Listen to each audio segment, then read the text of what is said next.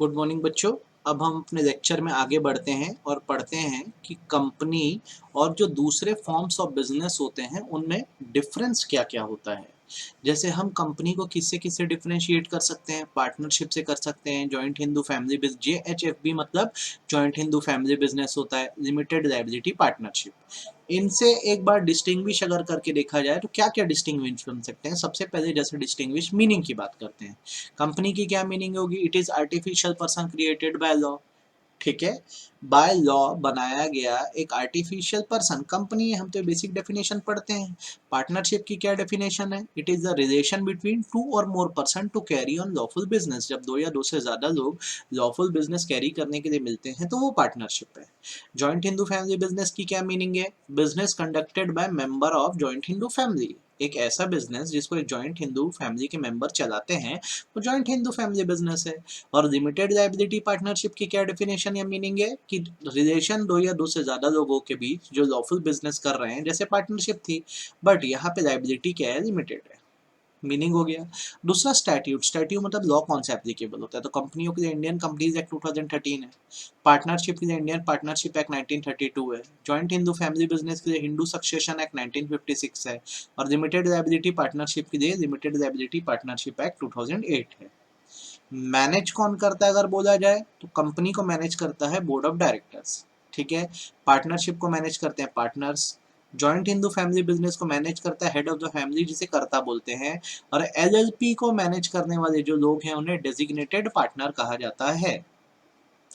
Liability की बात की जाए, कंपनी की लाइबिलिटी लिमिटेड है, पार्टनरशिप में लाइबिलिटी अनलिमिटेड है, जॉइंट हिंदू फैमिली बिजनेस में जो फैमिली का हेड है उसकी लाइबिलिटी अनलिमिटेड है, बाकी जो मेंबर्स हैं उनकी लिमिटेड है, और LLP में जो डेजिग्नेटेड पार्टनर उनकी लाइबिलिटी लिमिटेड है। आई होप एकदम इजीली आपको समझ आ जा रहा होगा, दिक्कत नहीं आ रही होगी। देन कंपनी का रजिस्ट्रेशन कंपलसरी है, पार्टनरशिप का रजिस्ट्रेशन ऑप्शनल है, जॉइंट हिंदू फैमिली बिजनेस का भी रजिस्ट्रेशन ऑप्शनल है, LLP का रजिस्ट्रेशन कंपलसरी है। ये डिफरेंस बिटवीन है जो हमको आने चाहिए।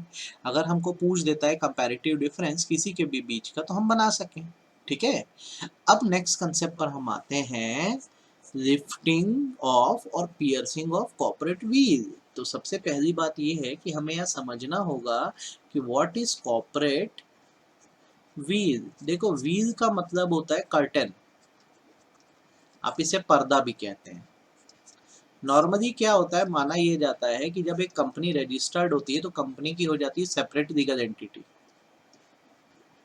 इसका मतलब ये है कि कोई भी कॉन्ट्रैक्ट्स जो बनते हैं वो कंपनी के खुद के नेम से बनते हैं आउटसाइडर्स के साथ, बाहरी लोगों के साथ। बट फैक्ट इज ये तो आर्टिफिशियल पर्सन है, इसके पीछे बहुत सारे लोग हैं जो इस कंपनी को ऑपरेट कर रहे हैं। ये इनकी आइडेंटिटी लोगों को डिस्क्लोज नहीं होती है, लोगों के सामने सिर्फ कंपनी दिखती है। ठीक है, और कंपनी ही कॉन्ट्रैक्ट करती है। तो अब अगर आप देखोगे तो ये कंपनी एक पर्दे की तरह काम कर रही है, जिसके पीछे जो नेचुरल पर्सन है, हमारे जैसे लोग हैं, वो इस कंपनी को क्या कर रहे हैं, ऑपरेट कर रहे हैं और आउटसाइडर से डील कर रहे हैं। ठीक है, अब इसमें अच्छाई भी है बुराई भी है। देखो अच्छाई क्या है, देखो आप ब्रांड के साथ डील कर रहे हो, कहीं ना कहीं आपका खुद का कंपनी एक ब्रांड है, उससे आप आउटसाइडर के साथ डील कर रहे हो, इससे अच्छी बात कुछ नहीं हो सकती, इससे अच्छी बात कुछ नहीं हो सकती। बट इसमें दिक्कत ये है कि अगर ये जो पीछे लोग बैठे हैं, अगर ये गलत लोग निकल गए तो कंपनी के नाम का फायदा उठा सकते हैं और बाहरी इंसान को नुकसान भी पहुंचा सकते हैं। तो कॉर्पोरेट व्हील का बेसिकली मतलब होता है एक डिस्टिंक्शन या पार्टीशन, जो इसलिए क्रिएट हुआ क्योंकि दुनिया के सामने कंपनी दिखती है और उसके पीछे जो होते हैं नेचुरल पर्सन बैठे होते हैं। तो देखो मीनिंग पढ़ दो, the separate personality of a company is a statutory, statutory मतलब होता है लीगल, प्रिविलेज मतलब होता है advantage, and it must be use for legitimate business purpose only. ये जो सेपरेट पर्सनैलिटी का कंसेप्ट है ये बहुत एक्लेम्ड और माना गया कंसेप्ट है, इसका सही उपयोग करना चाहिए। अगर कोई फ्रॉड्यूलेंट या डिसऑनेस्ट यूज करता है इस लीगल एंटिटी का, मतलब कंपनी के नाम से आप धोखाधड़ी करते हो, तो इंडिविजुअल्स को ऐसा करना अलाउ नहीं किया जाएगा।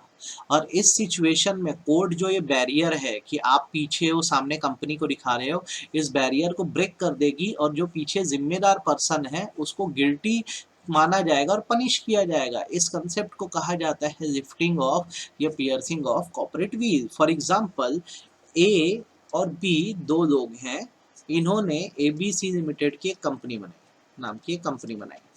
बहुत सारे आउटसाइडर से इन्होंने क्या किया, पैसा ले लिया और इस पैसों का इन्होंने क्या किया, हेरा फेरी कर दी, या आप बोल सकते हो मिस यूटिलाइजेशन कर दिया। अब आउटसाइडर परेशान, अब उन्होंने केस किया एबीसी लिमिटेड पे, तो एबीसी लिमिटेड को थोड़ी ना जेल भेजेंगे। तो यहाँ पे लॉ ये बोलता है कि अगर गड़बड़ हुई है तो फिर ये जो एबीसी लिमिटेड है इसके स्टेटस को डिसरिगार्ड करके जो पीछे गिल्टी बैठे हैं मिस्टर ए और मिस्टर बी, इनको पनिश किया जाएगा। ये है लिफ्टिंग और पियर्सिंग ऑफ कॉपरेटिव, मतलब पर्दे को उठाना या पर्दे को फाड़ देना। अब कहा यह जाता है कि ये लिफ्टिंग या पियर्सिंग दो तरह की होती है, एक होती है स्टैट्यूटरी लिफ्टिंग और दूसरी होती है जुडिशियल लिफ्टिंग। स्टैट्यूटरी लिफ्टिंग मतलब लीगल लिफ्टिंग होती है। इट मींस कंपनीज एक्ट 2013 का एक पर्टिकुलर प्रोविजन है जिसको कंपनी के पीछे के लोग फॉलो नहीं कर रहे हैं, तो फिर ये देखा जाता है कि कौन ऐसा पर्सन है जो नॉन कंप्लायंस कर रहा है या लॉ को फॉलो नहीं कर रहा है और उसे पनिश किया जाता है। जैसे कि अगर एक कंपनी का इनकॉर्पोरेशन हुआ है फॉल्स इंफॉर्मेशन लेकर, तो इसमें यह माना जाएगा जो कंपनी के प्रमोटर्स हैं उनको पर्सनली लायबल माना जाएगा और पनिश किया जाएगा कि भाई जब आपने कंपनी बनाई तो गलत जानकारी क्यों दी। सेकेंड थिंग, कंपनी के नेम को आपको रिमूव करवाना है आरओसी के पास से, रजिस्ट्रार ऑफ कंपनीज के पास से। आप नाम रिमूव कराना चाहते हो कंपनी का और इसके लिए आपने फ्रॉड्यूलेंट एप्लीकेशन दिया है, तो इसमें जो ऑफिसर इंचार्ज है, ऑफिसर इंचार्ज मतलब जिसको ऑथराइज किया गया था कि आप कंपनी का नेम रिमूव करो, उसकी धोखाधड़ी मानी जाएगी और उसे पनिश किया जाएगा। ठीक है, वैसे ही कंपनी को वाइंड अप हो रहा है, मतलब कंपनी बंद हो रही है, एसेट सेल हो रही है, लायबिलिटी पे हो रही है और ये पता लगता है कि कंपनी का जो कंडक्ट है फ्रॉड्यूलेंट है, मतलब कंपनी कहीं ना कहीं धोखाधड़ी करना चाह रही है, तो ये माना जाएगा जो कंपनी के डायरेक्टर्स हैं वो पर्सनली लायबल होंगे। तो ये तीनों बात कहाँ आ गई, कंपनी लॉ में आ गई। ठीक है, तीन बातें याद रखना स्टैट्यूटरी लिफ्टिंग में। सबसे पहला क्या हो रहा है, आपने गलत जानकारी देकर कंपनी बनाई। ठीक, एक फ्रॉड एप्लीकेशन डाल के कंपनी का नाम रिमूव करवाना चाहा। तीसरा, आप धोखाधड़ी या फ्रॉडुलेंट बिजनेस कर रहे थे और उस कारण से आपका वाइंडिंग अप हो रहा है। तो तीनों ही सिचुएशन में जो ऑफिसर इंचार्ज होते हैं उनको लायबल माना जाता है, जिम्मेदार माना जाता है। अब बारी आती है जुडिशियल लिफ्टिंग की। जुडिशियल लिफ्टिंग मतलब वो केसेस हैं जहां कोर्ट को ये नेसेसरी लगा कि सेपरेट पर्सनालिटी के कंसेप्ट को हटाया जाए और जो गिल्टी पर्सन है उसको पनिश किया जाए। तो ये कब कब हुआ, तो ये अलग अलग सिचुएशंस में हुआ है। जैसे तब जब आपने कॉर्पोरेट वीज का इस्तेमाल किसी तरह का फ्रॉड करने के लिए किया या इम्प्रॉपर कंडक्ट करने के लिए किया। ठीक है, इस सिचुएशन में कोर्ट ने ये व्हील हटाया और सिचुएशन के रियलिटी देख के गिल्टी पर्सन को पनिश किया। इसमें केस है जोन्स वर्सेस लिपमैन का केस। ठीक है, केस कुछ ऐसा था बेसिकली कि ए को हम बोलेंगे लिपमैन, बी जो थे वो जोन्स थे। लिपमैन ने क्या किया, अग्री किया कि वो जोन्स को एक जमीन बेचेगा। ठीक है, अभी फॉर्मेलिटीज पूरी कंप्लीट नहीं हुई थी। लिपमैन ने क्या किया, इस जमीन को एक कंपनी के नाम पे ट्रांसफर कर दिया। उस कंपनी का नॉमिनल कैपिटल था 100 पौंड और लिपमैन खुद उस कंपनी में जो था शेयर होल्डर और डायरेक्टर था। उसने ऐसा इसलिए किया ताकि जोन्स को जमीन ना मिल सके और जोन्स जो है वो केस भी ना कर सके। तो कोर्ट ने बेसिकली ये कंक्लूड किया कि यहाँ पे कंपनी जो बनाई है लिपमैन ने वो सिर्फ इसलिए बनाई है ताकि वो कॉन्ट्रैक्ट की परफॉर्मेंस से बच सके। तो कोर्ट ने यहाँ पर ऑर्डर दिया और कॉन्ट्रैक्ट को पूरा करवाया गया। ठीक है, तो अगर आप कंपनी का सहारा लेके किसी कॉन्ट्रैक्ट से बचना चाहोगे तो आपको बचने दिया नहीं जाएगा, ये जोन्स वर्सेस लिपमैन का केस कहता है। दूसरा, अगर आपने कंपनी का इस्तेमाल एक एजेंसी के तौर पे किया है, एजेंसी मतलब मुखौटे के तौर पे किया है, मतलब दिखावे के तौर पे किया है, तो भी अलाउ नहीं किया जाएगा। इसमें केस है रेफरेंस आरजी फिल्म लिमिटेड। यहाँ पर क्या था, एक अमेरिकन कॉर्पोरेशन थी, एक अमेरिकन कंपनी थी, उन्होंने इंडिया में एक फिल्म बनाई। ठीक है, वो भी ब्रिटिश कंपनी के नेम से, इसलिए ताकि यहाँ पर टैक्स एडवांटेज मिल सके। ब्रिटिश इंडिया में ब्रिटिशर्स तो पूरा टैक्स एडवांटेज लेते ही थे ना। ठीक, इस ब्रिटिश कंपनी में 90% ऑफ कैपिटल जो था वो अमेरिकन कंपनी ही फाइनेंस कर रही थी, अमेरिकन कंपनी के लोग ही रखे हुए थे। तो इंडिया में जो अब आज की डेट में जो सेंसर बोर्ड है, उस टाइम बोर्ड ऑफ ट्रेड था, उन्होंने फिल्म को रजिस्टर करने से मना कर दिया एज अ ब्रिटिश फिल्म, क्योंकि ये बोला गया कि ये तो कंपनी अमेरिकन है, एक्चुअल में ये तो इंग्लिश कंपनी को सिर्फ मुखौटे के तौर पे यूज कर रही है ताकि टैक्स एडवांटेज मिल सके और ऐसा होने नहीं दिया जाएगा। तो अगर कोई फायदा पाने के लिए कंपनी को मुखौटे की तरह यूज करना चाहता है तो उसे ऐसा करने नहीं देंगे। तीसरी बात, जहां पर पब्लिक पॉलिसी में कंफ्लिक्ट हो जाए। पब्लिक पॉलिसी में कंफ्लिक्ट होने का मतलब कोई ऐसा कॉन्ट्रैक्ट है जो सोसाइटी के अगेंस्ट जाने लग जाए, तब क्या किया जाएगा, कॉर्पोरेट विल पियर्स की जाएगी। इसमें हमें जो केस पढ़ना होता है वो कॉर्नर ब्रदर वर्सेस कॉर्नर का केस होता है, ठीक है। इसमें बेसिकली क्या माना गया था कि एक कंपनी थी जो इंग्लैंड में रजिस्टर्ड थी, बट इसके जो प्रमोटर एंड शेयर होल्डर थे वो जर्मनी के थे। अब क्या हुआ, जब वर्ल्ड वॉर 2 हुआ तो इंग्लैंड और जर्मनी के बीच वॉर हो गया।